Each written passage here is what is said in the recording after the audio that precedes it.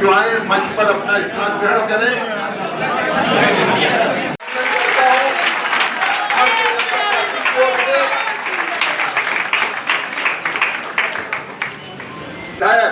के चित्र पर पुष्प अर्पित कर दीप प्रज्वलन कर आरोप लगते हैं।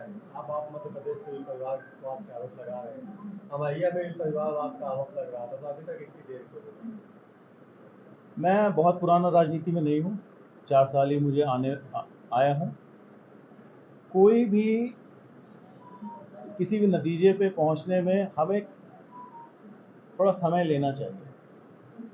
मैंने अपने परिवार में ये सोचा है कि किसी की आलोचना सिर्फ करने के लिए नहीं करनी चाहिए। इस कारण से जब मेरी पार्टी जब कांग्रेस पार्टी भारतीय जनता पार्टी की आलोचना करने को कहती थी, तो उस आलोचना के पहले मैं चीज़ों को पढ़ना चाहता था और मैंने पढ़ा। और जब मैंने पढ़ाई की, मैंने आरएसएस की पूरी हिस्ट्री पढ़ी, मोदी जी के ऊपर मैंने 10वीं किताब पढ़ी। जब मुझे समझ में आया कि ये गलत चीज़ की आलोचना करने के लिए बोलते हैं, तो मेरी आत्मा नहीं मानी और मैं कांग्रेस से जुड़ा। इतना ही नहीं, अभी ये घटना 2 घटनाएं हुई हैं। पहली घटना कि एक प्रदेश के मुख्यमंत्री के पुत्र मंच से खड़े होकर सनातन धर्म को गाली देते हैं। सेक्युलरिज्म की अगर ये परिभाषा है कि सर्वधर्म समभाव, तो ये किस तरह का सर्वधर्म समभाव है कि हम एक धर्म का तुष्टीकरण करें और एक धर्म को डेंगू बताएं। मैं इस सेक्युलरिज्म पे भरोसा नहीं करता हूं। और जैसा कि हमारे अध्यक्ष जी ने भी बोला था और बाकी लीडर्स ने बोला है कि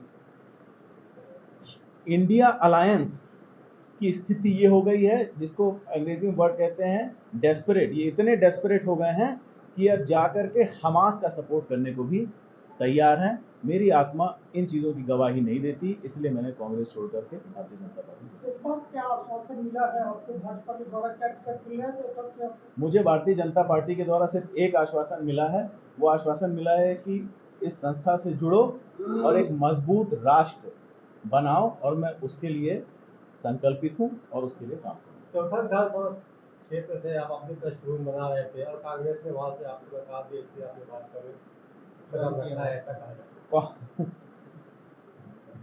एक खिसियोनी बिल्ली खंबा नोचे वाली बात है। कांग्रेस से मैंने लोकसभा चुनाव लड़ा, अभी तक कोई टिकट नहीं मांगा मुझे। अब चूंकि आप ये बात कर रहे हैं इसलिए कह रहा हूँ, मुझे कांग्रेस के वयोवृद्ध नेता प्रदेश के बुलाया, उन्होंने कई बार बुलाया, महासचिव के साथ के माध्यम से बुलाया कि दोनों बैठेंगे, घंटों बातें हुई, हर तरह के प्रलोभन दिए गए। बोले तुम्हें लोकसभा तो लड़ना ही है, इतना ही नहीं हमारी सरकार बनने वाली है, हम तुमको कैबिनेट का दर्जा देंगे। और जिस तरह के ठेकेदार लोग और प्रलोभन देते हैं, उस तरह के प्रलोभन भी मुझे मिले। मैंने उनसे हाथ जोड़ा, मैंने कहा कि मुझे ये सारी चीज़ें नहीं चाहिए।